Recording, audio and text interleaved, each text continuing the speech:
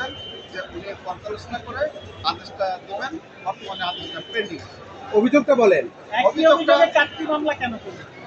ওনার বাদীর company হচ্ছে চারটা কোম্পানিতে উনি বিদেশ থেকে কিছু চিজ বাটার এগুলো আমদানি করে দিতেন। একটা দিতেন শাকসবজি, আরেকটা দিতেন হচ্ছে কুকারিস সামগ্রী, গৃহস্থলের সামগ্রী। এই যেহেতু চারটা কোম্পানি, এই চারটা কোম্পানির জন্য মামলাগুলো আলাদা আলাদাভাবে করতে বাধ্য হয়েছি। বাদী আসামির যেটা অভিযোগ হচ্ছে, বাদী যেটা অভিযোগ করেছেন যে উনি প্রথম যে মামলাটা ডিস্ট্রিবিউশন কোম্পানি, এই কোম্পানিতে উনি 4 কোটি টাকার মালামাল দিয়েছেন, মালামাল চালান সহকারে দিয়েছেন। কিন্তু আসামিগণ তারা তাদের সফটওয়্যার পরিবর্তন করে এই মালামালগুলোকে কম দেখিয়ে এবং মালামালগুলো নষ্ট দেখিয়ে ভুয়া ফেরত চালান করেছে। এই ভুয়া ফেরত চালানে আমার মক্কেলে কোনো স্বাক্ষর, আমার মক্কেলের প্রতিনিধির কোনো স্বাক্ষর বা আমরা কেউ জানি না। এইভাবে উনি 4 কোটি টাকার মাল গ্রহণ করার পরে উনি 2,50,00,000 টাকা আমাকে ব্যাংকে পরিশোধ করেছেন এবং 1,50,00,000 টাকা আমাকে আত্মসাৎ করেছেন। এই মালামাল সহ আমার যে স্টক আছে মালামাল এবং আরও যে পাওনাগুলো আছে, আমার মালামাল নষ্ট হয়েছে। টোটাল 4টা মামলায় 5,60,00,000 টাকা আত্মসাতের তারপরে আমি বাদী আসুন, বাদী করলেন। বাদী কথা বলবে না। যে উনি পর্যালোচনা করে আদেশটা দেবেন। বর্তমানে আদেশটা পেন্ডিং।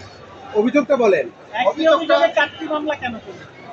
ওনার বাদীর কোম্পানি হচ্ছে চারটা কোম্পানিতে উনি বিদেশ থেকে কিছু চিজ বাটার এগুলো আমদানি করে দিতেন। একটা দিতেন শাকসবজি, আরেকটা দিতেন হচ্ছে কুকারিস সামগ্রী, গৃহস্থলের সামগ্রী। এই যেহেতু চারটা কোম্পানি, এই চারটা কোম্পানির জন্য মামলাগুলো আলাদা আলাদাভাবে করতে বাধ্য হয়েছি।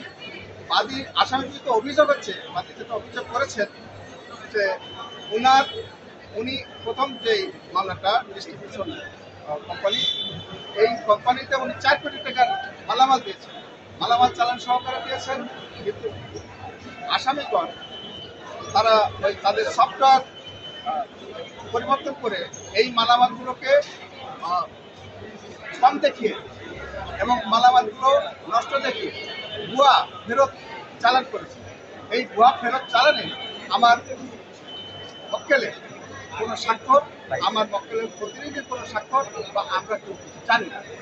এইভাবে উনি 4 কোটি টাকার মাল গ্রহণ করার পরে উনি 2,50,00,000 টাকা আমাকে ব্যাংকে পরিশোধ করেছেন এবং 1,50,00,000 টাকা আমাকে আত্মসাৎ করেছেন।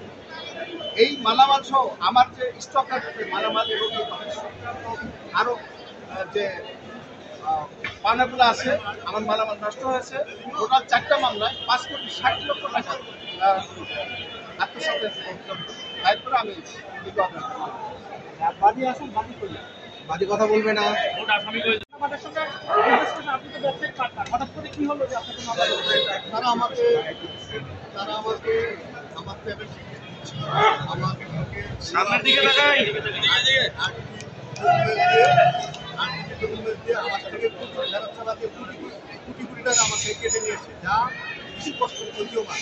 তারা তাদের সাথে আমার এগ্রিমেন্ট হয়েছে যে নিজেদের যদি প্রবেশ করা হয় দুই পক্ষ 3 মাস আগে জানানো হবে, দুই পক্ষ 3 মাস আগে চিঠি দেওয়া হবে।